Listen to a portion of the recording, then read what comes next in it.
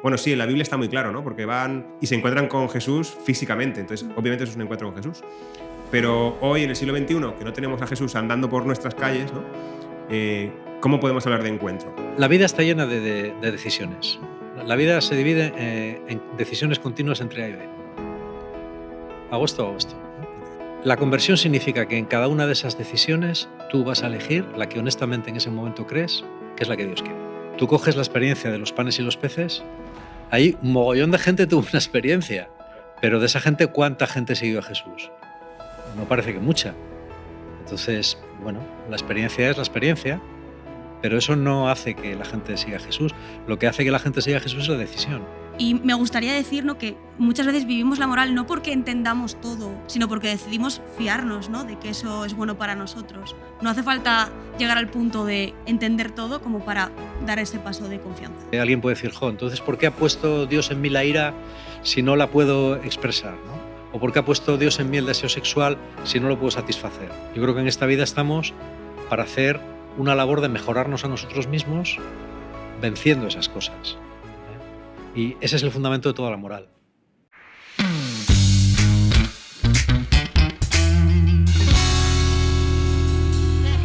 Bueno, bienvenidos a este segundo episodio de Fe y Vida sin filtros, donde queremos hablar pues, de todo lo que tiene que ver con la vida cristiana y hablando de una forma clara, transparente, sin filtros.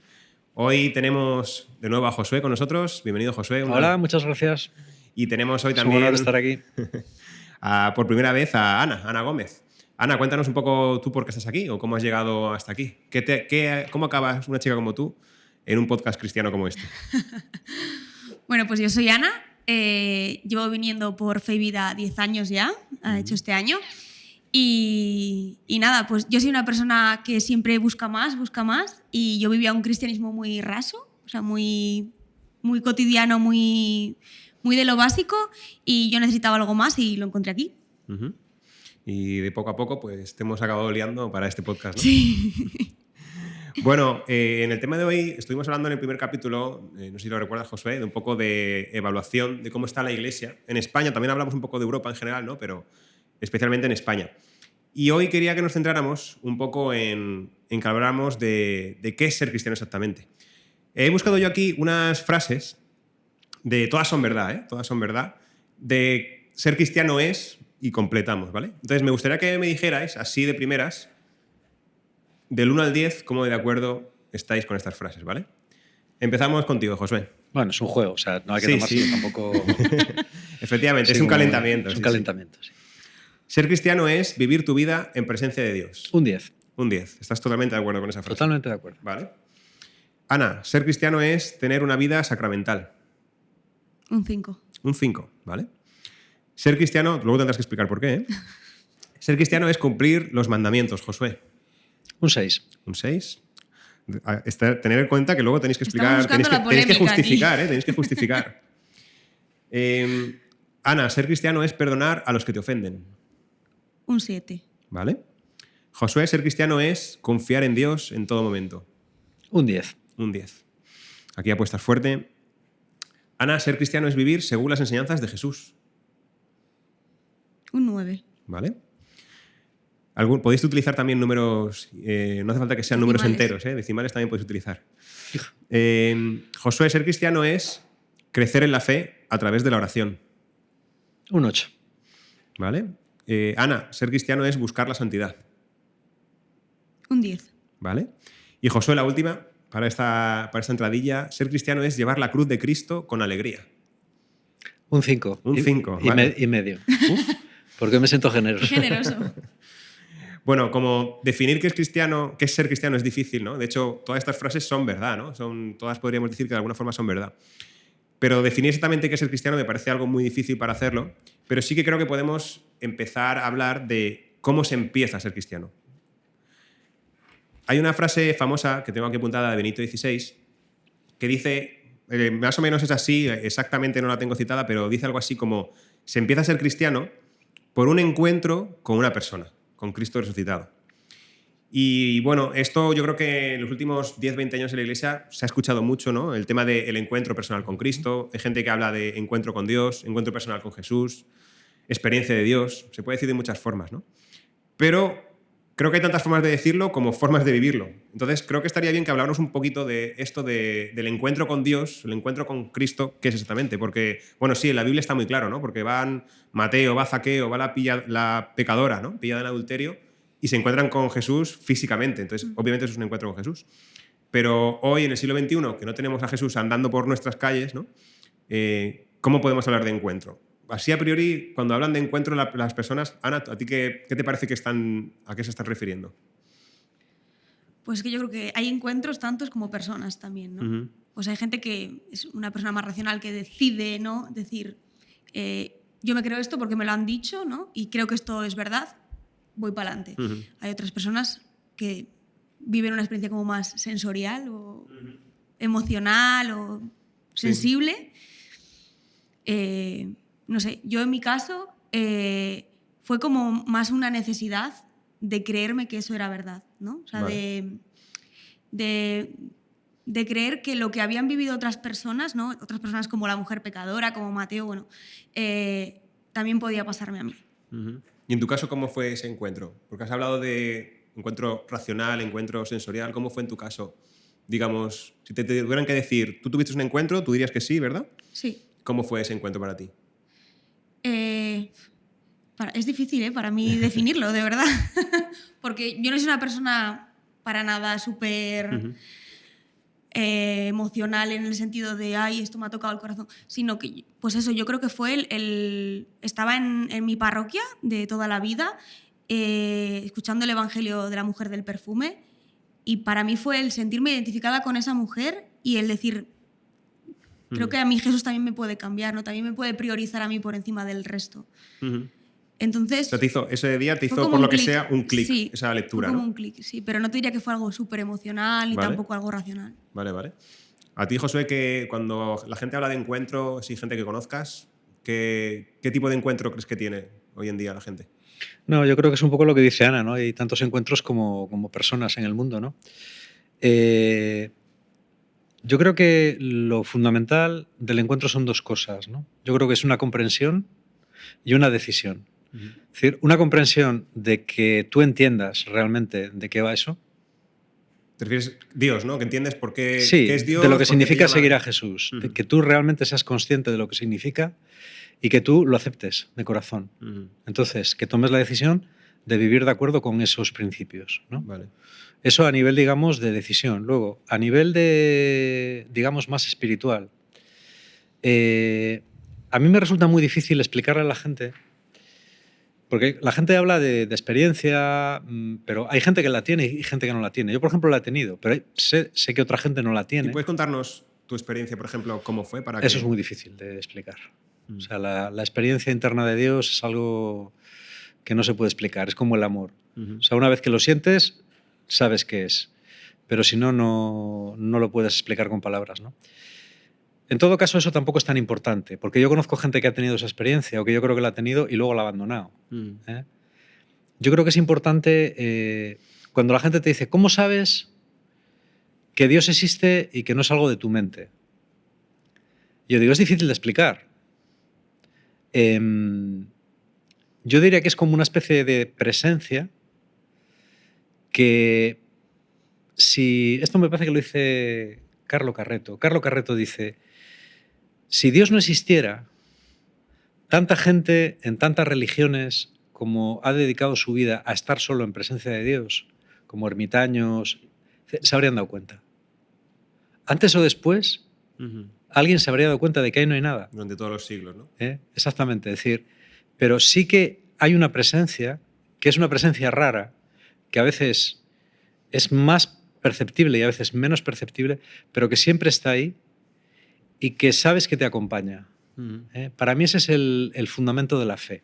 Es decir, cuando la gente te dice, no, es que tener fe es creer sin sentir y sin ver nada, digo, bueno, yo no sé si estoy de acuerdo con eso, del todo. Es decir, yo creo que esa presencia de Dios, a través de cosas que te pasan en la vida, tú la vas viendo. Hay veces que la ves claramente, las menos. Y hay otras veces, las más, que no ves nada. Es decir, que yo creo que vives como podría vivir cualquier hijo de vecino. Sabiendo eso, pero sin percibir nada especial. De todas formas, eso está. Yo creo que esa presencia está. Y esa presencia, para mí, es lo que me hace creer en Dios y vivir de acuerdo con lo que Dios Sí. dice, ¿no? Con esto de la presencia estoy pensando en, creo que fue mi primer encuentro con Dios, ¿no? O la primera experiencia que tuve, que quizá fue la más inmadura, ¿no? Pero recuerdo estar en un Viernes Santo, una oración que se organizaba en el grupo de confirmación en el que yo estaba, y yo la verdad es que en esos momentos Dios no era para nada relevante en mi vida, ¿no?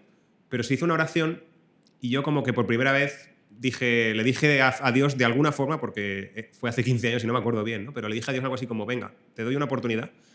Y me acuerdo de quedarme luego una hora yo solo en la capilla en la que estábamos y el pensamiento que me venía era, aquí hay algo, aquí hay alguien y no sé muy bien cómo expresarlo, ¿no? Por eso cuando has dicho lo de no se puede expresar con palabras, para mí fue esa primer encuentro o primera experiencia, ¿no? Y luego mi segunda así, experiencia de Dios fue mucho más racional, ¿no? Fue un pensar, un ver las cosas que enseñaba el cristianismo, la iglesia, ¿no? Y ver que tenían sentido y tenían sentido para mí, ¿no? O sea, que creo que en mi caso por lo menos ha habido esos dos tipos, ¿no? de experiencia. Y con lo que habéis dicho del tema de la experiencia emocional, que mucha gente también ha tenido una experiencia emocional, ¿no? Hablan mucha gente de sentirse llenos del amor de Dios, experimentar un amor tremendo que les llena, incluso llegar a llorar de amor, ¿no? Algunos se ponen a reír o incluso a llorar porque se sienten perdonados por Dios, ¿no? Yo, por ejemplo, no he tenido esas experiencias. ¿Vosotros habéis tenido ese tipo de experiencias más emocionales? O? Sí, yo sí. Sí, pero pocas. Pocas. ¿Y qué valor crees que tiene, José, habiéndolas tú también experimentado? ¿Crees que tienen poco valor? Poco valor, sí. Santa Teresa de Jesús y San Juan de la Cruz decían que a estas experiencias sensibles están muy bien, pero que no hay que darles mucha importancia, ni buscarlas, sobre todo no buscarlas. Ellos hablaban de que Dios a veces empleaban el verbo engolosina el alma con cosas de estas, ¿no? Pero no, yo no les doy mucho valor, ¿eh? Son guays, o sea, quiero decir que las experimentas, pues qué bien, ¿no? Si te pasan, estupendo, ¿no? Claro, Tampoco hay que rechazarlas. No son determinantes. Yo además me he dado cuenta de que tampoco deciden nada, porque he visto gente tenerlas muy fuertes y dejarlo al cabo de nada, y sé de gente que no las ha tenido y ha sido fiel durante muchos años. Entonces, no creo que tengan demasiada importancia. Sí, ¿has visto gente que ha tenido experiencias como muy fuertes y lo han dejado luego, no han querido seguir? Mucha gente, es que yo soy muy viejo. Sí, yo he visto muchas cosas. Yo he visto cosas que vosotros que no creeríais. Que no creeríais. Entonces, claro, por una parte estamos hablando de que, bueno, sí, parece ser que hay una experiencia, porque sí, es verdad que sin esa experiencia, como decía Benito XVI, pues no te planteas si quieres seguir a Jesús, si quieres esto del cristianismo para ti. Y esa experiencia hemos visto que puede ser de muchas formas, ¿no? Pero tú apuntabas antes, Josué, a que, vale, tienes la experiencia, sea como sea, pero luego tiene que venir una segunda parte que es la decisión, ¿no?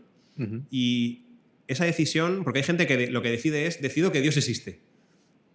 ¿Es eso lo importante, decir que Dios existe? ¿O es otra? ¿Cuál es la decisión que realmente hay que tomar en ese momento para ser cristiano? No, la decisión es la de seguir a Jesús. Es decir, yo creo que la experiencia, por ejemplo, si cogemos uno de los evangelios, tú coges la experiencia de los panes y los peces, ahí un mogollón de gente tuvo una experiencia. Claro. Y bien sensible porque comieron.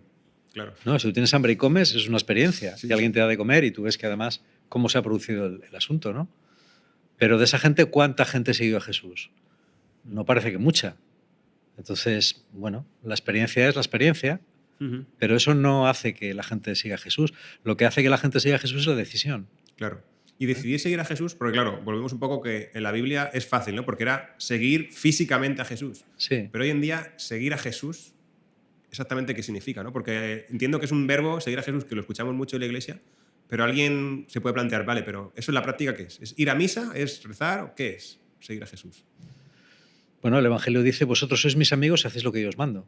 Entonces, es importante que haya esa decisión, ¿no? De querer seguir a Jesús. Quizá lo que en ese momento uno entienda, ¿no? Por seguir a Jesús, porque entiendo que, o por lo menos en mi propia experiencia, a medida que he ido creciendo, he visto que seguir a Jesús implicaba más cosas o cosas diferentes, ¿no? Cuando tenía 15 años, 16 años, que tuve esas primeras experiencias, para mí que era seguir a Jesús era, pues, alejarme de los pecados que a lo mejor conocía y poco más, ¿no? Pero luego vas viendo que hay mucho más en eso, ¿no?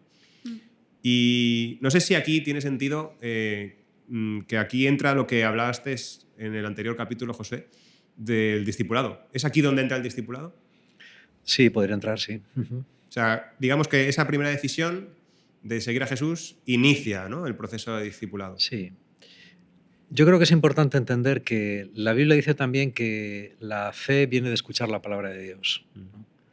Entonces, no es tanto, yo creo que la fe es un mensaje, porque en el inicio del cristianismo lo que hay es una narración, siempre hay una narración al principio, ¿no? Entonces, esa narración se va repitiendo de generación en generación y es lo que la Iglesia transmite, o debería transmitir. Entonces, no es tanto. Por supuesto que en la conversión hay, digamos, una parte personal, que es lo que estamos hablando, y subjetiva, ¿vale? Pero después hay otra parte que te es transmitida por una comunidad, que es la Iglesia. Es decir, no es solo un proceso individual, es decir, a ti se te dice lo que tienes que hacer. A los primeros cristianos se les decía lo que tenían que hacer, ¿eh? Jesús les dice, bueno, venid y veréis, ¿vale? Entonces, tú le sigues y tú vas viendo, se te va instruyendo. No es algo que tú tengas que decidir por ti mismo y buscarte la vida. Es decir, cuando la gente tiene que buscarse la vida y a la gente no se le dice claramente qué es lo que tiene que hacer desde el principio, es que hay algo que falla en la transmisión. Algo está fallando. Por eso digo que la Iglesia, la tarea de la Iglesia sobre todo, es transmitir eso. Y si la gente no lo tiene claro desde el principio, es que la Iglesia en algún modo estamos fallando en esa transmisión. Porque no es que tú tienes que buscarte la vida y decir, bueno, y ahora, madre mía, vale. ¿Y ahora qué hago? Jesús, ¿Y ahora qué hago? ¿Cómo se va Jesús? Pues voy a ver, ¿no? No. Eso debería decírsete. Ya. O sea, un niño, por ejemplo, que va al colegio no dice, vale, he decidido ir al colegio y ahora a ver, ¿qué estudio? ¿No? Porque claro, con 8 años, pues, no sé, pues, algo de matemáticas tendré que estudiar. Voy a decidir mi plan de estudios, ¿no? Claro, sí, voy a decidir mi plan de estudios. O sea, tú vas y ya te dicen lo que tienes que estudiar. Esto debería ser algo parecido. Pero sin embargo, la experiencia, por lo menos yo conozco muchas experiencias de iglesia, que la gente tiene esa experiencia e incluso toma esa decisión de querer tomarse las cosas de Dios en serio, de querer tener de referencia a Jesús en su vida. Y sin embargo, pues andan más perdidos que un pulpo en un garaje, ¿no? Como se dice. Sí. Eso entonces dices que no debería ser así.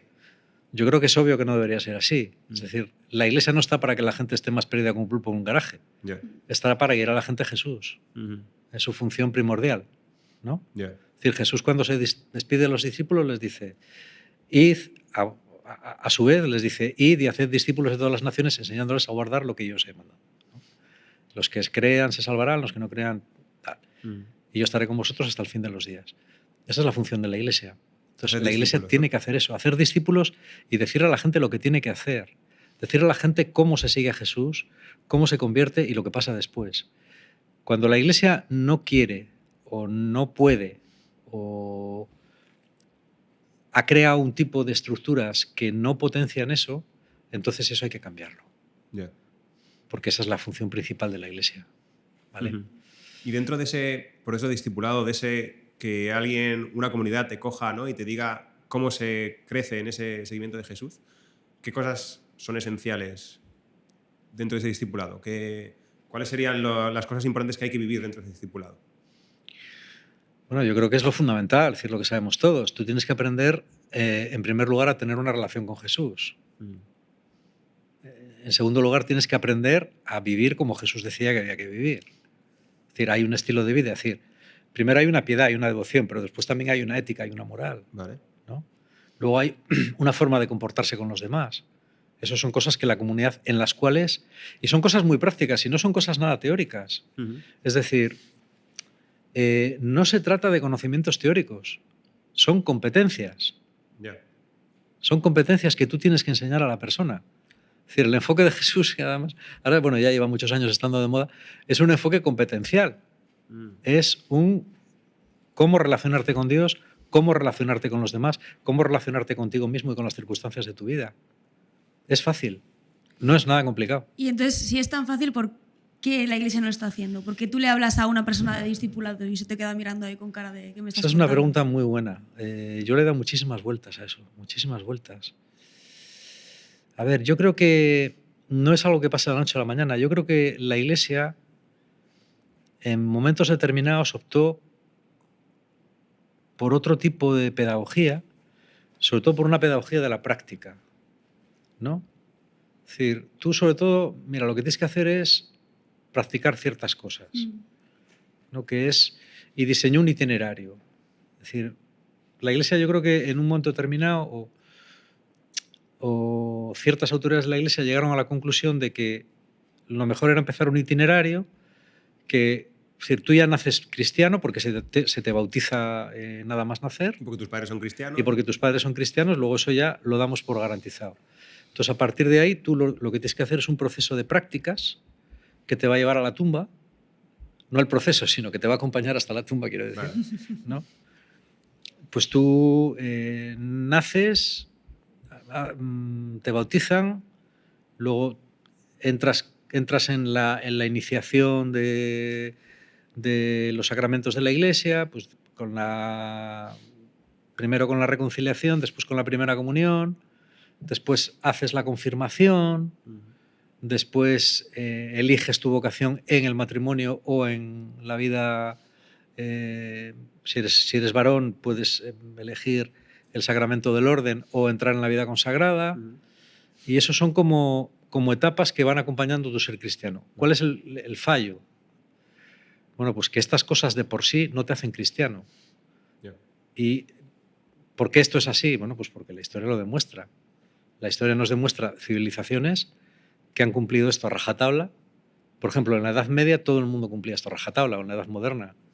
Pero es evidente que era gente no convertida. O sea, que tenían una práctica, tenían incluso a lo mejor un rezar oraciones y un elegir, pero no había una realidad en tu vida, ¿no? De seguir a Claro, Jesús. había algo ahí que no estaba bien. Algo ahí como que se había perdido, que se había desviado, ¿no? Desde el momento en el que tú ves que ciertas prácticas eran compatibles con otras prácticas, ¿no? Que no eran tan cristianas, te das cuenta de que algo ahí no iba, de que algo no estaba bien en esa forma de plantear el asunto. Por ejemplo, San Bernardo, que es un místico, pero tiene frases que te llaman profundamente la atención, como decir, por ejemplo, no, si matas a un musulmán, ¿no? Eso no es un crimen, porque matas a un malvado, entonces no sería un homicidio, sería un malicidio, dice él. Yeah. Yo digo, bueno, tú puedes entender la mentalidad de la Edad Media que no era como la de ahora. Pero en el sustrato cristiano, yo no creo que tú puedas decir eso estando en la plenitud del espíritu. Yeah. No sé cómo decir. Sí. Yo no creo que San Francisco, por ejemplo, que es un poco posterior a San Bernardo, hubiera podido decir eso. Entonces, ahí algo no se enseñaba bien. En fin, no sé. Es una opinión muy personal. Yo también pienso, Josué, que en la sociedad que vivimos hoy en día, yo creo que es difícil recuperar, digamos, lo que es los procesos de discipulado, porque a la gente muchas veces no le interesa que le digan lo que tienen que hacer, ¿no? Prefiere vivir un cristianismo barato, entre comillas, que tener que hacer el esfuerzo, digamos, de someterse a lo que otra persona le diga. Entonces, yo pienso, ¿no?, que también no todo el mundo está preparado para recibir ese discipulado, porque tiene que también ser una decisión el querer ser discipulado. Sí, ¿no? Sí, yo estoy de acuerdo. Es decir, a ver, eso no ha sido popular nunca. Es decir, lo que Jesús le dice a Pedro, cuando eras joven, tú te ceñías y hacías lo que te daba la gana, pero cuando seas viejo, será otro quien te ciña y te diga lo que tienes que hacer. Eso nunca le ha gustado a nadie, porque eso va en contra de la naturaleza humana. Pero es verdad que si eso nunca ha sido popular, hoy es todavía menos popular. Entonces, predicar el Evangelio hoy, y sobre todo desde esta perspectiva de lo que podríamos llamar un evangelio radical, ¿no? Porque yo creo que todo el mundo está de acuerdo en que el evangelio es radical. Bueno, pues si el evangelio es radical, ¿por qué no lo vives radicalmente? Porque cuesta, vale. Pero entonces hay una contradicción, ¿no? Eso pasa. Yo sé que hoy no son buenos días para predicar el evangelio, ¿no? Sí, que no es muy popular, eso está claro. Estaba pensando que con esto que decías, quizá hay gente que le puede sonar como muy mal o muy feo esto de te vas a un sitio y te dicen lo que tienes que hacer, pero claro, es porque creo que ahí falta, ¿no?, la idea de vas a un sitio en el que te fías, en el que confías de esa gente, ¿no?, en el que realmente piensas que Dios te habla a través de ellos, ¿no?, de esa comunidad, ese grupo en el que tú acabes, ¿no?, y porque te fías de ellos, te fías en que lo que te dicen te lleva a Dios, ¿no? O sea, que mucha gente lo puede ver como, no, me dicen lo que tienen que hacer, pero no, es que hay que verlo lo ves desde en la vida de otros. Exacto, y que esa gente al final te quiere y quiere tu bien, ¿no? Entonces, desde esa perspectiva, creo que sí que yo quiero, ¿no? Que me digan lo que tengo que hacer si realmente me quieren y me guían hacia Dios, ¿no? Pero no es la gente, es el propio Jesús. O sea, vende todo lo que tienes y dáselo a los pobres y después ven y sígueme. Si eso no es decir lo que tienes que hacer, Sí. anda, eso es muy fuerte, ¿no? Cuando la gente dice, es que, yo lo he escuchado muchas veces, dice, es que tu planteamiento es radical. Y digo, ¿y el planteamiento de Jesús cómo es? Digo, porque ya no es ni el mío ni el tuyo. Tú lees el Evangelio y de ahí ¿qué sacas? O sea, Jesús no le dice al joven rico, bueno, hombre, tú algo, ven a escucharme de vez en cuando, poco a poco, ¿no? A medida de Mira que puedas. Nos vamos conociendo. En tu proceso de maduración psicoafectivo, ¿no? Tú vas viendo, ya nos vamos viendo de vez en cuando, yo te sigo, Sí. pero no es así, ¿no? Y con los otros discípulos, pues tampoco. O sea, no, ven y sígueme, ¿no? O no, déjame primero enterrar a mi padre. No, ni siquiera eso.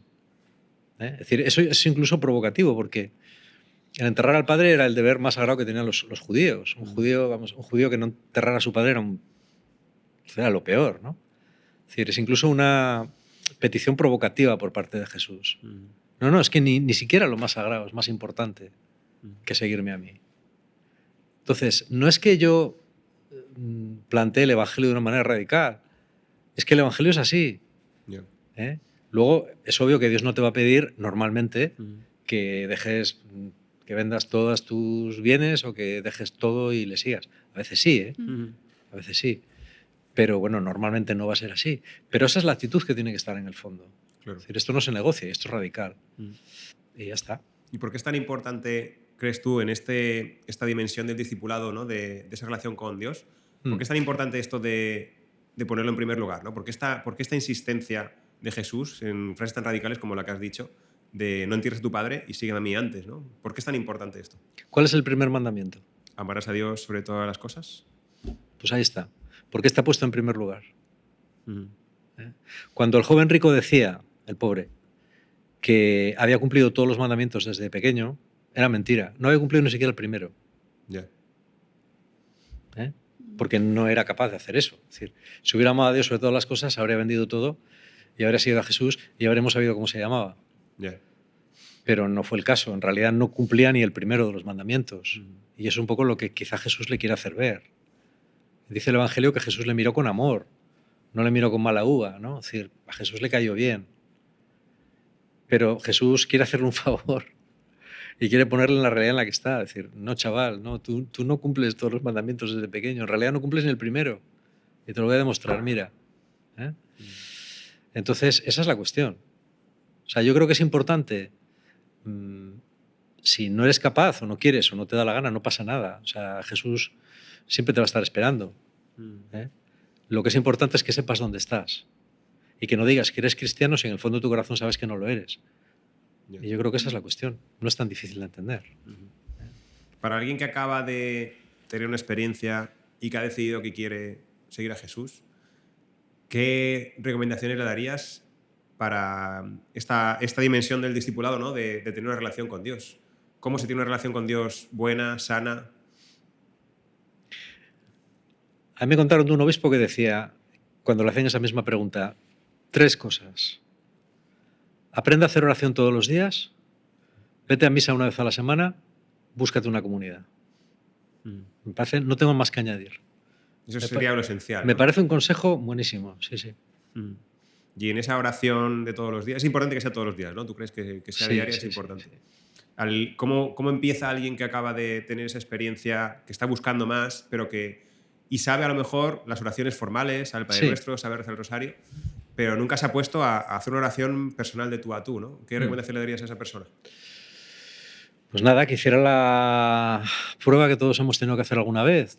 Te sientas en un lugar en el que no haya nadie, pues en un cuarto de baño, tu habitación o donde sea, y hablas. Hablas a un Dios que supuestamente te escucha. Aunque te parezca que hablas a las paredes, tú hablas. Puedes hablar en voz alta, si no te oye nadie. Y ya está, no vas a escuchar nada, normalmente no vas a escuchar una respuesta, pero tú perseveras haciendo eso, ¿no? Y le cuentas a Dios lo que quieras contarle. Y poco a poco, si perseveras, si lo haces un día y otro día y otro día, esto es como los abdominales. Los abdominales hay que hacerlos todos los días, ¿no? Si los haces un día, al día siguiente no vas a notar nada más que agujetas. Pues te miras la barriga, la vas a tener igual, ¿no? Pero si lo sigues haciendo al cabo de un año, sí que vas a notar la diferencia. ¿Cómo se han ido produciendo los abdominales en tu cuerpo? No lo has visto. Pero es un fruto de lo que has ido haciendo todos los días. Pero vas a tardar en verlo. Esto es igual. Esto es igual, ¿no? Obviamente, si dejas de hacerlo o eres irregular haciéndolo, el resultado no será bueno. Pero si haces un poco todos los días, si tú haces, yo qué sé, 50 abdominales todos los días, que no es nada. Bueno, pues aunque hagas solo 50 abdominales todos los días, al cabo de un año notarás la diferencia. Con la oración sucede lo mismo. Si tú oras 10 minutos todos los días, que es muy poco, al cabo de un año notarás la diferencia. Pero todos los días. Eso es lo que yo pienso. Y bueno, creo que muchos hemos experimentado, no sé si Ana, tú también estás de acuerdo, que sobre todo cuando empiezas esto de la oración, yo cuando empecé, ¿no?, a querer tomarme en serio esto de la oración, pues hay días en que sales motivadísimo, sientes incluso que Dios te ha hablado, ¿no? Sientes que Dios te ha consolado, te ha hecho ver cosas de forma nueva, pero otras veces sientes que estás hablando solo, que estás perdiendo el tiempo y que estarías mucho mejor haciendo otras 1000 cosas, ¿no? ¿Eso le pasa a todo el mundo o me ha pasado solo a mí? Sí, no, yo creo que eso le pasa a todo el mundo, sí. Y ante eso no hay más que, entiendo, que seguir, como dices tú, ¿no? Perseverar y... Rezar sin ganas. Claro, exactamente. Es igual, es que a mí me gusta mucho poner el ejemplo del ejercicio. Es decir, es igual que con el ejercicio. Hay días que te apetece hacerlo, pero yo no sé a la gente, pero a mí el 90% de los días no me apetece hacer ejercicio. No me apetece sentarme en el banco y empezar ¿no? O hacer flexiones o coger las mancuernas. Que el 95% de los días no me apetece hacerlo. Pero lo haces porque le sienta bien a tu cuerpo y eso lo ves. Ya está, ¿no? Antes has dicho, en las frases que hemos puesto al principio de introducción, que estabas 100% de acuerdo, ¿no? Le has dado un 10 a que ser cristiano es vivir en la presencia de Dios. ¿Cómo se vive en la presencia de Dios? ¿Qué es esto de vivir en la presencia de Dios exactamente? ¿Cómo lo definirías tú? Vivir en la presencia de Dios, que es igual a estar convertido, significa que ante cualquier... La vida está llena de decisiones. La vida se divide en decisiones continuas entre A y B. Hago esto o hago esto, ¿no? Digo esto, digo esto. Voy aquí o voy allí. La conversión significa que en cada una de esas decisiones tú vas a elegir la que honestamente en ese momento crees que es la que Dios quiere. Eso es estar convertido, es vivir en la presencia de Dios.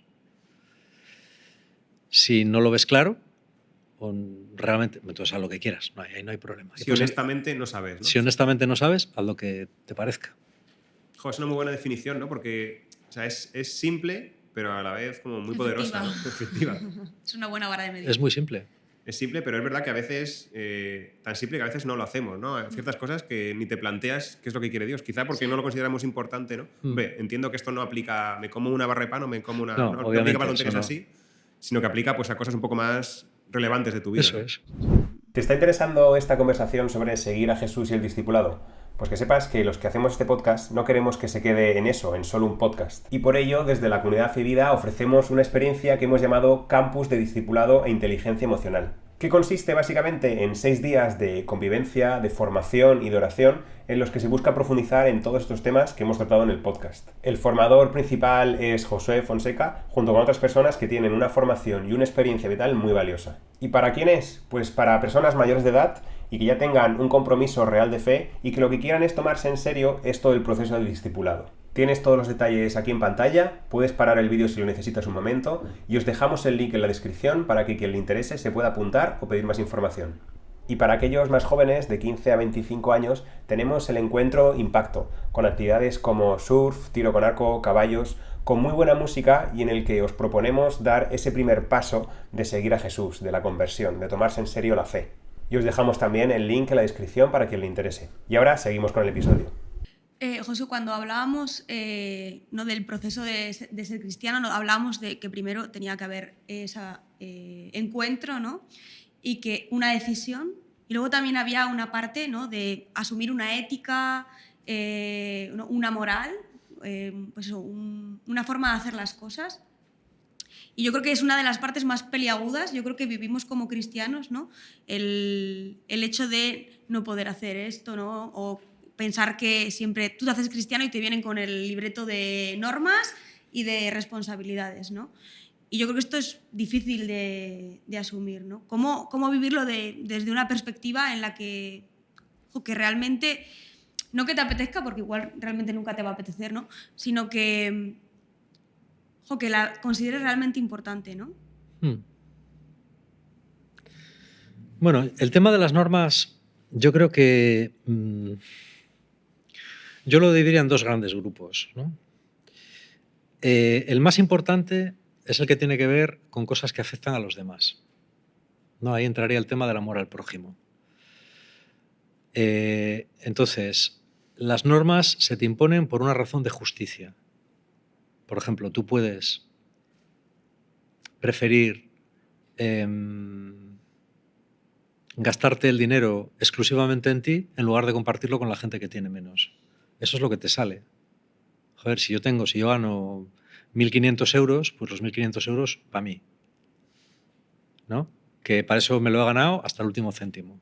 Entonces, el dinero es importante. Yo me quedo con mi dinero porque es mío. Pero hay gente que necesita tu dinero también. ¿Lo vas a compartir o no? Ahí entran un montón de mandamientos, pues tú verás. Pero compartir es una cuestión de justicia. Tú a lo mejor has tenido más suerte que otra gente, que no tiene dónde vivir o que no tiene que comer. Bueno, pues eso es una parte, digamos, lo que tiene que ver con el prójimo. No criticar. A ver, no criticar es que tú estás haciendo daño a alguien. O calumniar, o decir palabras sin sentido, o mentir, ¿no? O mentir. Ahí estás perjudicando a la gente. Eso no está bien que lo hagas. Pero es que eso lo entiende un cristiano y un no cristiano también. Eso son cosas de sentido común. Lo que no quieras que te hagan a ti, no se lo hagas a los demás, ¿no? Esa es una parte. Luego hay otra parte que yo creo que está compuesta sobre todo por la moral sexual. No sé si hay algún otro aspecto más. Que no necesariamente, ahí no necesariamente está implicado el prójimo. A veces sí, a veces no. A veces sí y a veces no. No. E incluso si el prójimo está implicado, pero accede, es decir, si yo tengo relaciones con alguien que está de acuerdo en tenerlas conmigo, yo no estoy haciendo daño a nadie, en teoría, y esa persona no me está haciendo daño a mí. Entonces, ¿por qué eso está mal? Bueno, yo creo que eso puede ser un poco más difícil de entender. Yo creo que hay razones profundas que a veces son incluso difíciles de explicar. Pero yo hay una cosa que sí sé. Eso, al final, si dejas que se adueñe de tu vida, acaba haciéndote hacer daño a los demás y a ti mismo. De eso estoy convencido. Y como es un aspecto, por ejemplo, otro aspecto similar sería el de la violencia. Es decir, ¿por qué hay que tener mucho cuidado con cualquier forma de ejercer violencia con los demás?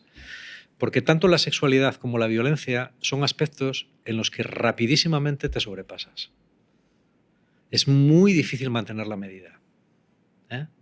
Porque son muy pasionales, implican partes del cerebro muy primitivas, implican todo el sistema límbico del cerebro, que creemos que lo controlamos, pero nos controla a nosotros. No, nos controla a nosotros. El sistema límbico, bueno, esto está muy estudiado ya hoy en día. Sabemos que en muchos aspectos domina la corteza frontal, ¿no? Incluso la secuestra, ¿vale? Entonces, yo creo que ahí la moral cristiana puede parecer muy estricta, pero porque sabe que está jugando con fuego. Yeah. Tú dices, bueno, hombre, pues por darle una torta a alguien, sí, tampoco un poco de violencia, pero Jesús dice, no, pon la otra mejilla, es decir, no entres en esa espiral, porque si entras en esa espiral de violencia y no procuras cortarla al principio, eso acaba mal. Sí. Y acaba mal. Y eso todos tenemos experiencias. Con la sexualidad sucede lo mismo, es decir, como no la cortes muy al principio, eso acaba mal y una vez que eso se adueña de ti puede hacerte ser una auténtica mala persona con respecto a los demás. Yeah. Entonces yo creo que hay una disciplina que a veces parece que no tiene sentido decir, hombre, pero esto vamos a ver. O sea, ¿Tan peligroso es o tan malo es? Claro, exactamente. Alguien puede decir, entonces, ¿por qué ha puesto Dios en mí la ira si no la puedo expresar? ¿No? ¿O por qué ha puesto Dios en mí el deseo sexual si no lo puedo satisfacer? Bueno, pues por la misma forma que también Dios permite que tengas tentaciones egoístas o que quieras quedarte con todo el dinero para ti o que los niños sean naturalmente egoístas. Yo creo que en esta vida estamos para hacer una labor de mejorarnos a nosotros mismos venciendo esas cosas. ¿eh? Y ese es el fundamento de toda la moral. Es decir, toda la moral tiene una razón de ser. No es prohibir por prohibir. Bien. Siempre es prohibir o bien para fomentar un bien o bien para evitar un mal. Y al final, lo cojas por donde lo cojas, siempre acabas en lo mismo. Es así. ¿Había un tercer grupo o me ha entendido a mí? ¿O solamente No, yo creo que son esos dos grupos. ¿no? Es decir, hay una parte que es como muy evidente y otra que es menos evidente, pero que se relaciona estrechamente con la primera. Y qué pena que al final mucha gente hace cristianismo igual a cumplir estos mandamientos, a cumplir estas normas, ¿no? Y estamos viendo aquí que simplemente es una parte más de toda la tarta, ¿no? Por así decirlo. No, evidentemente. Está claro.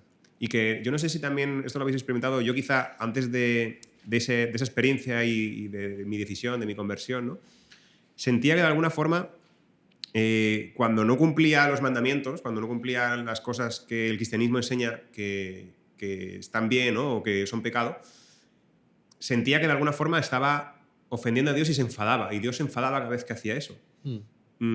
¿Eso tiene fundamento en la Biblia? ¿O es que ahora, como según lo has transmitido, a mí me parece que es más un enfoque de esto, un padre te quita las tijeras porque no quiere que te cortes?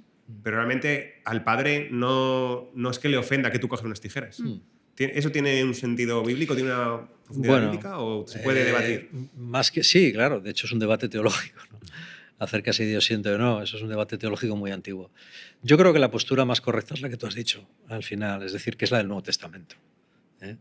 La del padre que quita las tijeras. La del padre que quita las tijeras, ¿no? Y el padre que se duele, pero si se duele es porque te quiere. No porque si tú haces no sé qué, el niño Jesús llora. y bobadas semejantes, ¿no? Pues hombre, eso cuando eres padre lo entiendes bien. Si tú ves que tu hijo está haciendo cosas que le están perjudicando a él, el dolor que tú sientes no es por ti, es por él, porque le quieres. Bueno, pues cuando eres padre entiendes perfectamente esto. Es perfectamente cómo tiene que sentirse Dios con respecto a nosotros. Sí. Sí. Que también se me ocurre con esto, tú llevas muchos años siendo responsable de la comunidad Fe y Vida. Sí. Entonces entiendo que mucha gente habrá venido también buscando un poco de guía, ¿no? Consejo. Sí, claro. Y le habrás tenido que decir a veces a la gente, pues esto no está bien en tu vida, ¿no? Esto que me preguntas, yo veo que según lo que enseña Jesús, pues esto no está bien, ¿no? ¿Sientes que la gente realmente lo entiende como que le quieres fastidiar y quieres anular su diversión? ¿O la gente lo entiende como...? Porque mucha gente ve el cristianismo como eso, ¿no? De todo lo que es guay o es pecado o engorda, ¿no? Sí. Esa idea. Hombre, seguro que sí. Seguro que hay gente que, en todo caso... O sea, yo a la gente siempre le digo lo mismo. Es decir, yo soy un transmisor. Yo no he inventado esto. Es decir, yo lo único que hago es repetir. Pablo dice, porque yo recibí una tradición que a mi vez os enseñé. Que el Señor Jesucristo la noche que iba a ser entregado se reunió con sus discípulos, tomó pan y dijo... Bueno, esa es una de las oraciones eucarísticas más antiguas, quizá la más antigua, porque yo creo que es la primera vez que aparece la Eucaristía en el Nuevo Testamento, ¿no? Pero nosotros recibimos algo. Es decir, yo cuando la gente me dice, no, pero es que tú decides, no, yo no digo nada. Que es que esto es Jesús quien lo dice. Que a mí no me digas nada. ¿Esto lo dice el Evangelio, sí o no? Sí, bueno, pues entonces yo lo único que hago es ponerte el Evangelio delante y decir que tú elijas. Yo no tengo, nadie tiene derecho a decirte, ni la Iglesia tiene derecho a decir a nadie lo que tiene que hacer. ¿Ah, no? Yo creo que no. Yo creo que, porque Jesús tampoco lo hacía. En el sentido de obligar. Vale. En el sentido de obligar. O sea, yo creo que Dios nos ha dado el don de la libertad. Y lo que podemos hacer es proponer. Jesús le propone al joven rico que lo venda todo y que le siga. Pero no le insulta, no le coacciona, no le dice, tú no sé qué te crees que... No consta que eso sucediera. Ni con esa persona ni con nadie. Yeah. No consta que Jesús le echara la bronca a nadie que se considerara a sí mismo un pecador. Las broncas que conservamos de Jesús siempre son a gente que es tan pecadora como los demás, pero se creen que están por encima de. A esa gente sí que Jesús le echa la bronca y entra en discusión con ellos, muy fuerte. Es el caso de los fariseos, por ejemplo, ¿no? En el Evangelio de San Mateo. Creo que es importante decir, porque igual hay algunas personas que nos están viendo, ¿no? Y pueden decir, bueno, Josué vive así la moral, o ellos viven así la moral porque llevan muchos años en la fe. Y yo creo que si algo define a un cristiano es que no es perfecto, ¿no? No, claro, por supuesto. Y me gustaría decir, ¿no?, que muchas veces vivimos la moral no porque entendamos todo, ni porque estemos de acuerdo con absolutamente Claro, todo, sí. sino porque decidimos fiarnos, ¿no?, de que También, eso es sí, bueno sí. para nosotros. No hace falta llegar al punto de entender todo como para dar ese paso de confianza. Sí, de hecho, estaba pensando con esto que has explicado de la moral sexual, ¿no? Que, claro, yo, por ejemplo, cuando estuve en mi proceso de conversión, era una de las cosas que más me costaba entender, ¿no? Sí. Pero ahora... A todos, ¿eh? Sí, ¿no? No fui Sí, solo yo. no, a mí también. Pero ahora, como hombre casado, llevo casado 2 años, ¿no? Esperando a mi primer hijo, mi primera hija, perdón, Alma, cuando veas esto en el futuro.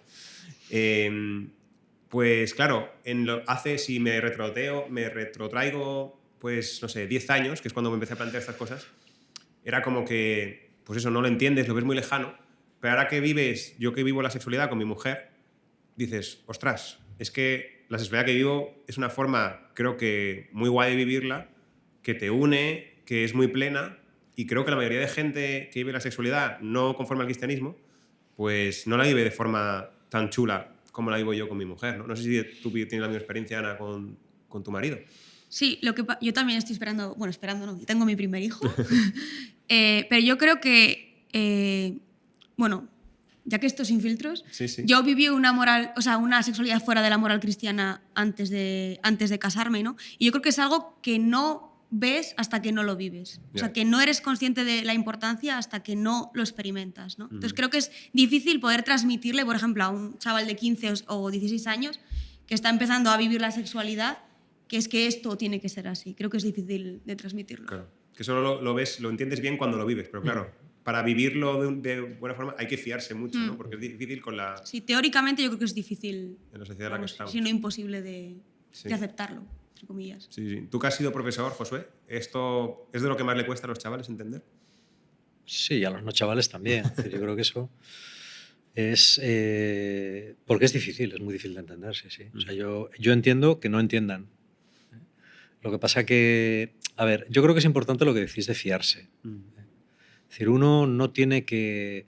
Porque de hecho nos estamos fiando continuamente. O sea, cuando la gente dice yo solo creo en lo que veo, digo sí. Eso no te lo crees ni tú. Yo siempre pongo el ejemplo de cuando coges un ascensor, ¿tú estás seguro de que la última revisión que hay que hacerla cada 6 meses se hizo bien? Digo, porque como el contrapeso del ascensor esté mal, te recogen con cuchara cuando caigas, ¿eh? Y la gente se queda así. Digo, pero sin embargo, coges el ascensor, ¿no?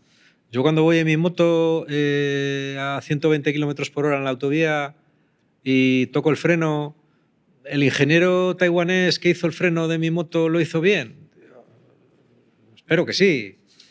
Yo no estaba en Taiwán mirando cómo montaban las piezas, ni porque eso no lo ves por dentro, ¿no? Continuamente te estás fiando.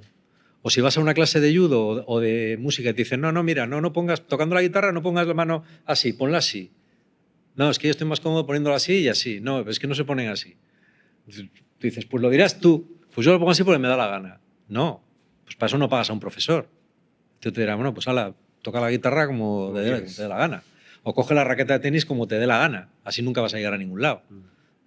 Continuamente nos estamos fiando. ¿Por qué aquí no? Es un poco lo mismo, ¿no? Hombre, que no hemos descubierto el Mediterráneo nosotros. Llevamos muchas generaciones de gente... Sí. Esto explicaría con mucha experiencia, ¿no? La frase que hemos dicho al principio de ser cristiano es confiar en Dios en todo momento, que ha sido una de las mejores puntuadas, ¿no? Precisamente hablando de las frases, una frase que no ha salido tan bien puntuada al principio ha sido la de ser cristiano es tener una vida sacramental. Entonces, bueno, primero, Josué, ¿qué pintan los sacramentos dentro de este proceso de discipulado? Los sacramentos son regalos que Dios nos hace a través de los cuales nos comunica su gracia. Pero los sacramentos, para vivirlos correctamente, implican una actitud, implican un estado de conversión. Los sacramentos vividos fuera de un estado de conversión,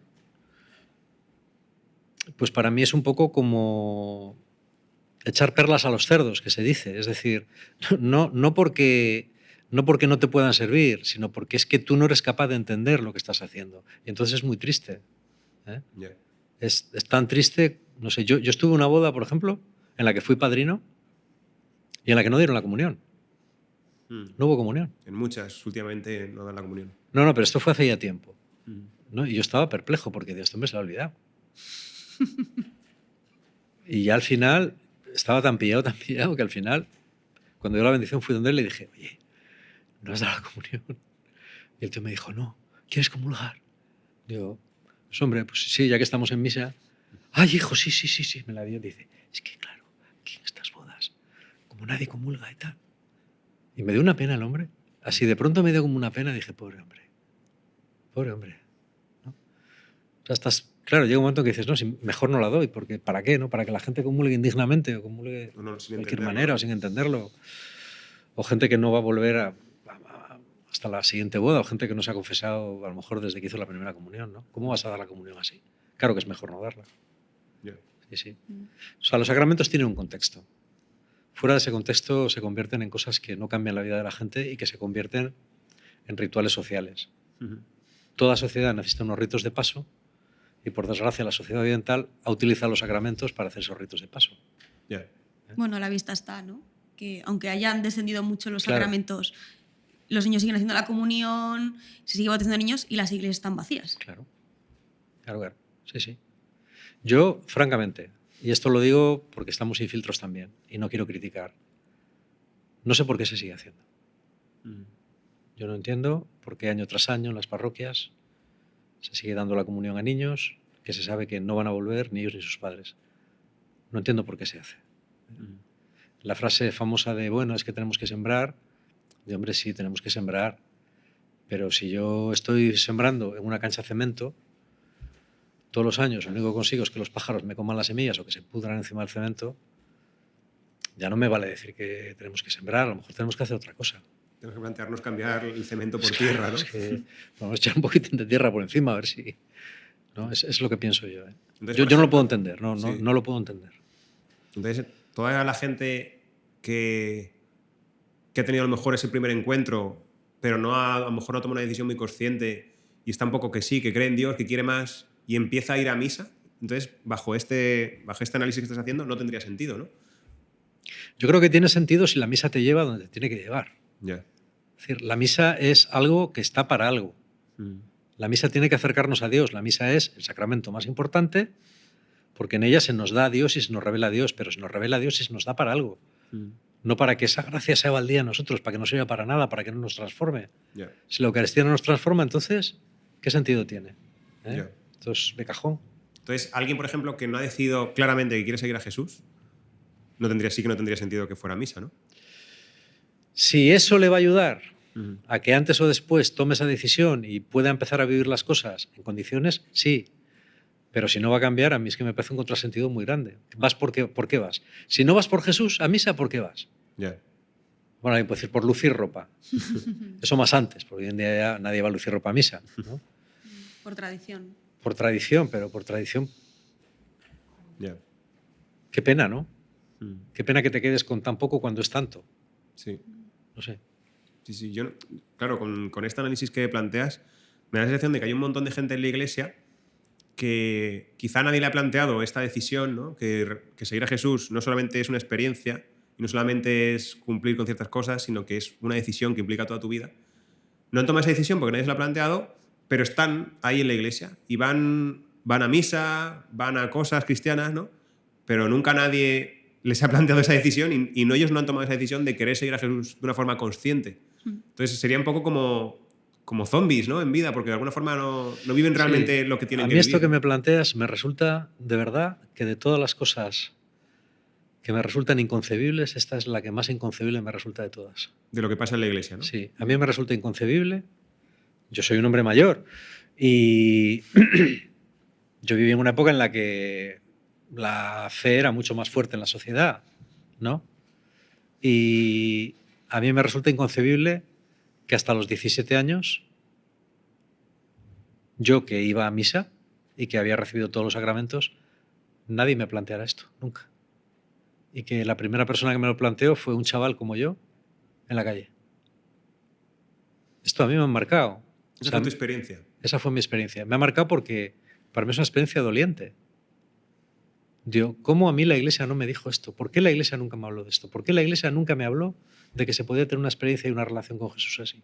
¿Por qué? ¿Qué es lo que te dijo exactamente el chaval? ¿Te acuerdas más o menos? Sí, que él había tenido una experiencia con Jesús. Y que tú también podías tenerla, ¿no? Sí. Y yo dije, una experiencia con Jesús. ¿Qué tipo de experiencia? Porque yo no le conocía, ¿no? Pero dije así, con Jesús. ¿Y cómo? ¿No? ¿Eso cómo es? Dice, no, pues yo estaba en el monte y de pronto sentí como una luz, o sea, como de una luz, ¿no? Yo le escuchaba así un poco como diciendo, ya, ¿no? Y que me llenó por completo y yo estaba lleno y tal, no sé qué, no sé cuántos. Y yo pues, le miraba como un marciano. O sea, como si me dice que ha visto un ovni, ¿no? Un de estos que te viene y te dice que... ¿no? Pero algo de lo que vi en él me llamó la atención. Yo le dije, bueno, sea lo que sea, hay una cosa que está clara. Este tío tiene algo que yo no tengo. Yo me lo planteé en estos términos. Entonces dije, bueno, si esto es bueno, como parece que para él ha sido bueno, y él lo tiene y yo no lo tengo, quiero ver qué hay. Claro, a ver por qué yo no puedo tener una cosa buena que otro ha tenido. Yo siempre me planteo la vida en estos términos prácticos. Sí, como muy lógico, ¿no? Muy... Claro. Entonces dije, pues vamos a ver. Si está chiflado, me voy a dar cuenta, pero si tiene razón también. Vamos a ver. Entonces fuiste a... Básicamente te invitó luego al grupo. A sí, digo, dedicar una semana de mi vida a esto no me parece una pérdida de tiempo. Si he dedicado semanas a otras cosas, ¿no? A aprender a tocar la armónica o cosas así. Si te está gustando este episodio, no dudes en suscribirte y en darle al like. A ti no te cuesta nada y a nosotros nos ayuda a que otros puedan escuchar lo mismo que tú. Otra de las frases que hemos dicho al principio era ser cristiano es llevar la cruz de Cristo con alegría. Y tampoco ha salido muy bien parada. No sé quién la ha dicho esta, ¿os acordáis? Josué. Así es, Josué. Lo dije yo.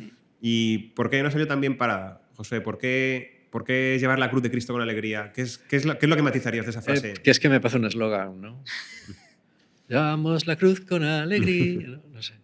O sea, me parece un poco ñoño, no sé. Hoy en día, ¿cómo explicarías porque llevar la cruz es una idea muy del Evangelio, pero alguien que nunca se ha parado a pensar esto, ¿qué es exactamente llevar la cruz, ¿no? En tu vida? ¿Cómo se explicarías a alguien que nunca ha escuchado esto antes? A ver, yo creo que el sufrimiento está muy presente en la vida, ¿no? Lo que pasa es que en la sociedad en la que estamos se oculta, se tapa y se maquilla y se hace lo que sea. Pero de todas formas sigue estando muy presente, ¿no? La gente sufre un montón. Y ya no te digo nada si tienes una enfermedad grave o... Mira, uno de los chicos que se convirtió conmigo, que era un poco más joven que yo, un año más joven que yo, o dos, este chico a los 16 años, se convirtió a los 15 y a los 16 enfermó de esclerosis múltiple. Pero una variante especialmente chunga, ¿eh? Y lo que sufrió es totalmente increíble, pero él no perdió la fe. Pero yo me daba cuenta de que por nuestras vidas transcurrieron, él murió con 36. O sea, estuvo 20 años enfermo. Pero, claro, en un estado de deterioro ya prácticamente a partir de los 18 ya no podía andar, bueno, no controlaba los esfínteres, bueno. Sí, una situación muy dura, ¿no? Muy dura, muy dura. Yo hablaba algunas veces con él y yo le pregunté una vez, digo, ¿y a ti qué te gustaría? Él me dijo, pues a mí me gustaría tener novia. Dice, pero ya ves, ¿no? Qué panorama. Era un chico atractivo, ¿eh? Dice, pero ya ves, ¿no? Y a veces me pregunto por qué me ha tocado a mí esta china, ¿no? O sea, joder, pues tuvo que tocarme a mí precisamente. ¿Por qué, no? ¿Por qué? No entiendo. Y él decía, yo sigo creyendo en Dios, pero no entiendo por qué me hace esto. No lo entiendo, ¿no? Pero bueno, sigo creyendo. Bueno, al final murió como un santo. Eso es la cruz. Claro, tú puedes decir, a ver si tengo suerte y no me cae una tan gorda. Bueno, pues nada, a ver si tienes suerte. Pero al final, yo la experiencia que voy teniendo es que nadie se libra, ¿eh? De cierto sufrimiento en su vida, ¿no? Nadie se libra de un problema de salud, nadie se libra de un problema de trabajo, nadie se libra de un problema amoroso, un desengaño amoroso, o de las tres cosas. Yeah. Y hay gente que tiene más suerte, pero hay gente que tiene muy mala suerte. Y tú puedes ser uno de esos. Eso es llevar la cruz. Aceptar ese sufrimiento, Claro. manteniéndote fiel, ¿no? A Sí. Jesús. Pero por eso digo que con alegría, No, yo no he visto a la gente llevar la cruz con alegría. Yo he visto llevar la cruz con dignidad Y con fe, ¿no? y con fe, que es lo más que te puede pedir. ¿Qué alegría? La alegría es una emoción, la alegría no tiene ningún valor. El gozo es otra cosa. A ver, ¿puedes explicar la diferencia entre alegría y gozo? En griego es más claro, Pero yo no sé griego, tú no sé, Ana, si No sabes. sé si tenemos pero... público griego. Sí, pero... No, lo digo por la Biblia, pero... El gozo es más una actitud interior, ¿no? La alegría es más bien una emoción externa. La alegría no puedes elegir si la sientes o no. Es decir, a mí no me gusta...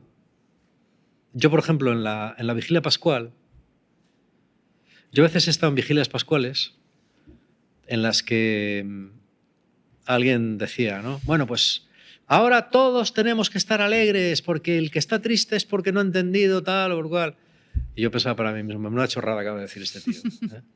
Eso es una estupidez. Tú sabes si a lo mejor esta vigilia pascual está viniendo alguien que acaba de ser una quimioterapia. ¿Tú sabes lo que es una quimioterapia? Celemín. ¿Tú cómo osas? ¿Cómo te atreves a decir eso? O tú sabes, yo nunca he tenido una depresión fuerte, pero sí que he visto a gente con una depresión profunda. Y eso es un infierno en la tierra. Como no te funcione la medicación, es un auténtico infierno en la tierra. ¿Tú cómo puedes decir eso en una vigilia pascual? Yo en la vigilia pascual, de verdad, en el pregón añadiría un fragmento para aquella gente que está hundida hecha polvo ahí. Y que la resurrección de Cristo, sí, vale, maravilloso, pero a mí no me afecta lo más mínimo, macho. Ni me produce la menor alegría. Estoy aquí porque, no sé, ¿entendéis? Hay que tener mucho cuidado con esto. Mucho cuidado. Porque tú nunca sabes quién te está escuchando y hay que tener mucho respeto por la gente que sufre. ¿No? Si tú has tenido suerte, mira, perfecto. O sea, ojalá sigas teniendo suerte. Pero ten cuidado porque en un momento dejas de tenerla. ¿eh? Sí. O sea, en 0, ¿eh? O sea, una cosa es tener ese gozo, incluso esa esperanza, ¿no? Sí. De que ver que incluso crees en la otra vida y por tanto sí. sabes que esto no es el final, ¿no? Sí. Pero claro, mientras estás aquí, mientras estás en sufrimiento, pues cuidado que hay que respetar mucho ese sufrimiento. Sí. Hay que tener mucho cuidado. Yo por eso los discursos happy wise del cristianismo a mí me resbalan. ¿eh? O sea, yo lo he pasado mal en mi vida, sé que otros lo han pasado mucho peor, he estado con gente que lo ha pasado mucho peor y, ostras, he aprendido a tener mucho respeto por eso. ¿eh? Hay que tener mucho cuidado. O sea, eslóganes fuera. Cambiando de tema, Josué, pero también dentro del discipulado, ¿cómo crees que es de importante todo lo que tiene que ver con la misión, ¿no? Con lo que tenemos que hacer cada uno? O sea, no solamente entiendo que es esa relación con Dios, ese vivir de una forma adecuada a Dios, que es esa moral, esa ética, pero luego también eso que tantas veces nos dice en la iglesia, ¿no? De tú estás aquí para cumplir una misión, ¿no? Eso, ¿cómo de importante es dentro del proceso de discipulado? La misión yo creo que es hacer la voluntad de Dios. Es decir, hacer en cada momento lo que crees que tienes que hacer, ¿no? Hay veces que la misión es muy clara, se te muestra claramente lo que tienes que hacer. Hay veces que es más difícil. No hay que obsesionarse con la misión tampoco. Pero yo siempre digo, procura dar algo. Da algo, hombre, haz algo. No sé, Haz poco algo o por mucho, alguien, pero ¿no? haz algo por alguien. Aunque sea reza por alguien. Aunque solo sea eso. Pero ya estás haciendo algo por alguien. Eso te ayuda a salir de ti, ¿no? Tony de Melo, que por otro lado no es tampoco un santo muy de mi devoción, pero tiene una frase que a mí me gusta, que dice, esto es muy fácil, tú no hagas daño a nadie, si puedes ayúdale. Digo, mira, esto es fácil de entender, ¿no? Tú no hagas daño a nadie, y si puedes ayudarle, ayúdale. Bueno, pues es un buen principio. O sea, a veces pensamos en una misión como algo, pues hombre, ayuda a tu madre a recoger los platos, o limpia tu habitación, o si eres joven y no la tengas hecha una leonera, ¿no? O yo qué sé, si sabes que alguien está mal o está solo, pues llámale aunque sea 10 minutos. Eso ya es una misión, eso ya es hacer algo por alguien, ¿no? Yeah.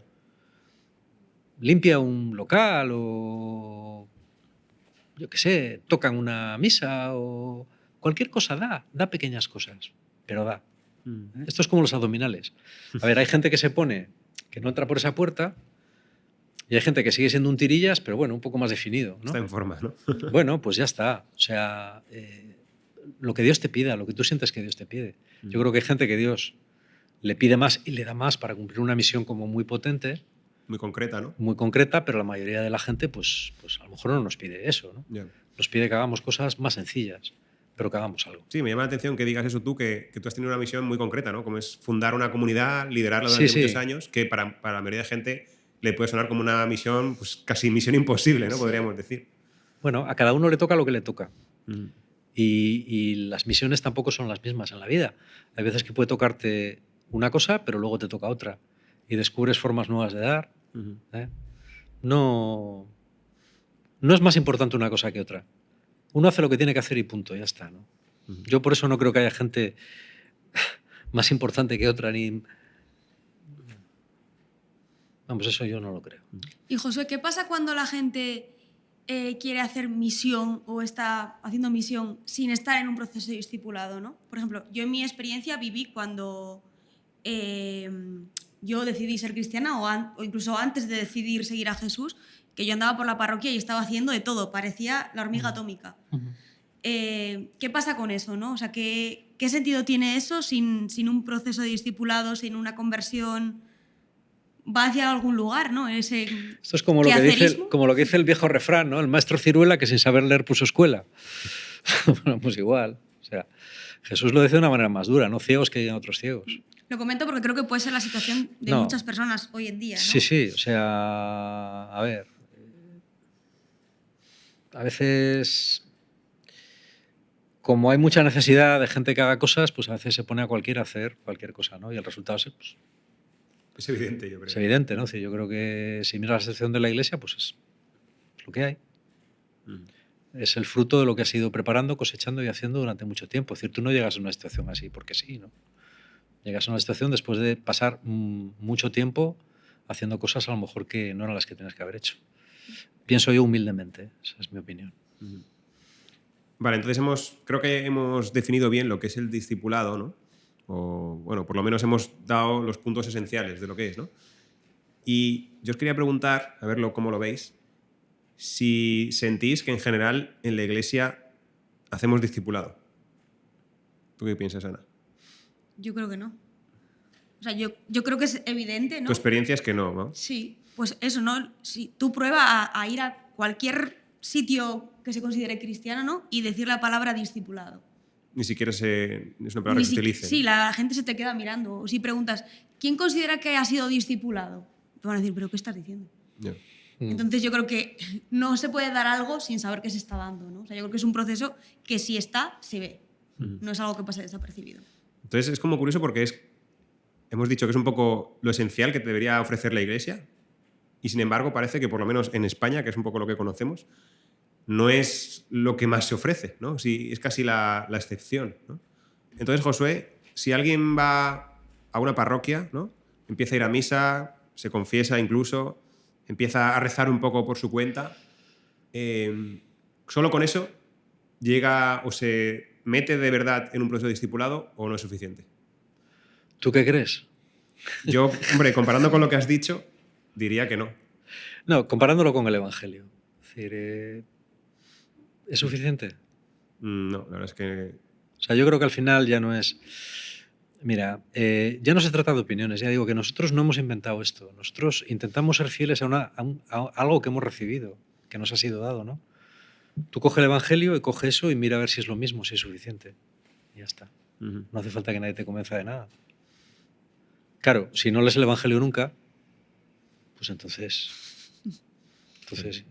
Pero suena... Quizá hay gente que todo esto nos escucha, ¿no? Y puede decir, hombre, esto está muy bien, pero para los curas, para las monjas, ¿no? Para la gente que vive a un nivel, para los misioneros, ¿no? ¿Qué dice el Evangelio? Que es para los curas, y el Evangelio dice, esto de la conversión yo hablo para los curas y las monjas que todavía no existen, pero para cuando existan. ¿Dice eso? No, la verdad es que no. ¿A quién predicaba Jesús? A todo el mundo. Todo el mundo.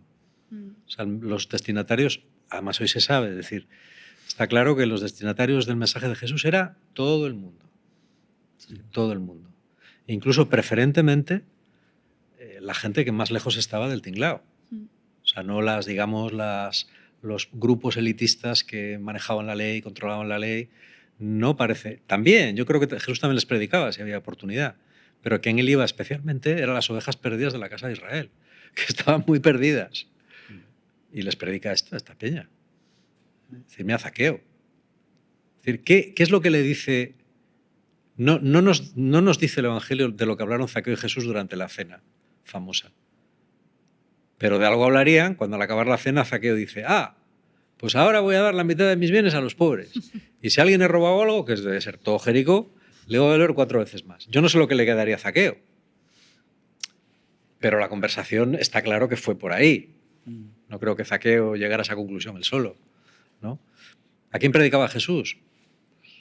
Gente como Zaqueo, que era un sinvergüenza, pues algo parecido a un mafioso. Que se aprovechaba de la gente. Sí. Un mafioso, o sea, pues alguien que sí, pues como Los Soprano, alguien así, ¿no? Pero yo creo... Bueno, Uy, perdón, Josué. No. Que también es importante decir, ¿no?, que los discípulos no estaban dejando ser discipulados para colgarse la medallita de como me he convertido ahora el proceso de discipulado, ¿no? Lo hacían porque se les iba la vida en ello. Entonces no es algo que tengamos que buscar como para conseguir un logro de he sido discipulado y ya está, ¿no? Creo que es importante eso, porque muchas veces vivimos el cristianismo como una serie de ítems que tenemos que ir consiguiendo a lo largo de nuestra vida, ¿no?, para llegar a la muerte con el 10. Para llegar al cielo, ¿no? Sí. Si os está gustando esta conversación y todos los temas que se están tocando, hay un libro que escribió Josué hace unos pocos años que se llama Audacia y es un libro muy recomendado como una guía práctica de la vida cristiana. Si te interesa, dejamos el link en la descripción para que lo puedas comprar.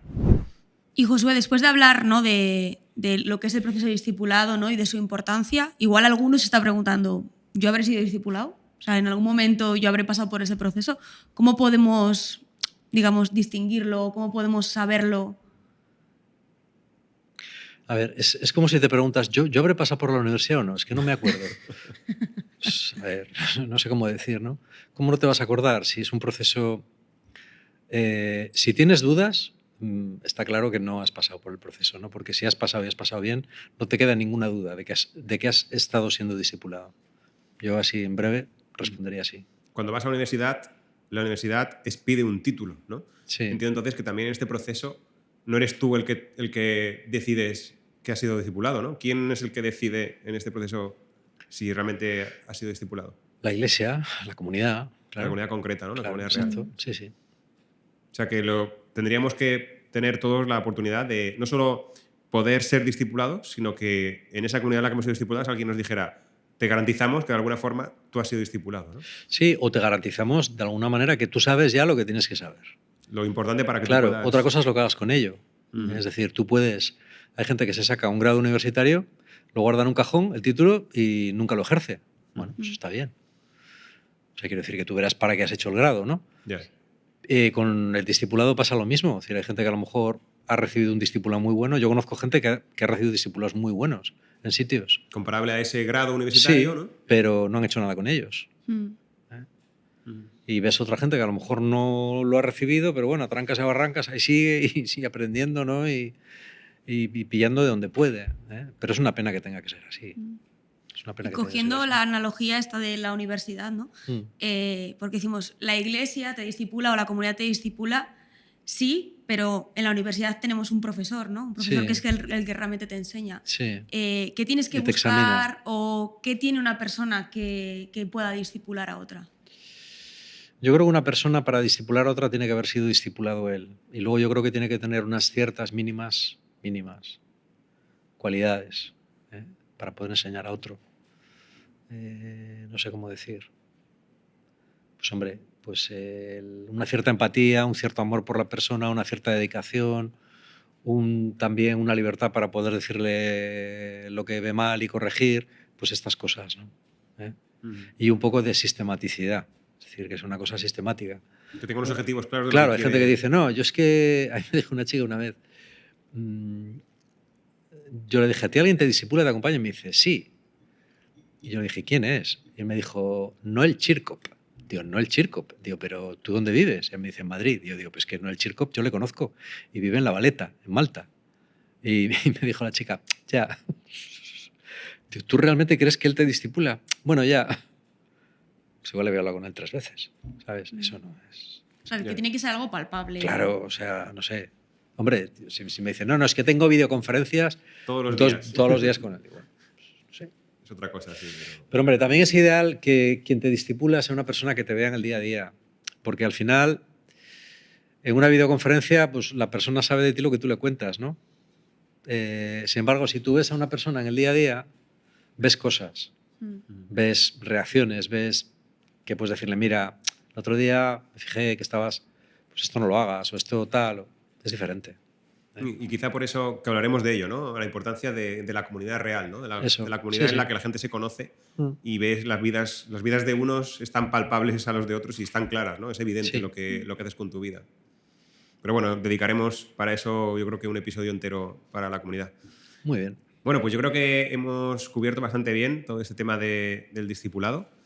Creo que ha quedado claro de que seguir a Jesús no solamente es una experiencia que tú tienes, sino que, bueno, puede empezar por esa experiencia. Esa experiencia puede ser muy diferente para cada persona, pero luego tiene que estar seguida una decisión y esa decisión tiene que estar seguida por ese proceso de discipulado que además te lo tienen que ofrecer desde fuera a alguien que haya pasado a sí mismo por ese proceso, ¿no? A mí por lo menos es lo que me quedaría así de resumen de este episodio. Así que nada, si os ha gustado el capítulo, no dudéis en darle a like, en suscribiros si aún no lo estáis. Por favor, si tenéis cualquier duda, ponedla en los comentarios, intentaremos ir respondiéndolas en próximos episodios. Y nada más, Josué, Ana, muchísimas gracias por esta conversación. Un placer. Nos veremos próximamente en próximos episodios y que paséis una buena semana. Muy bien, gracias.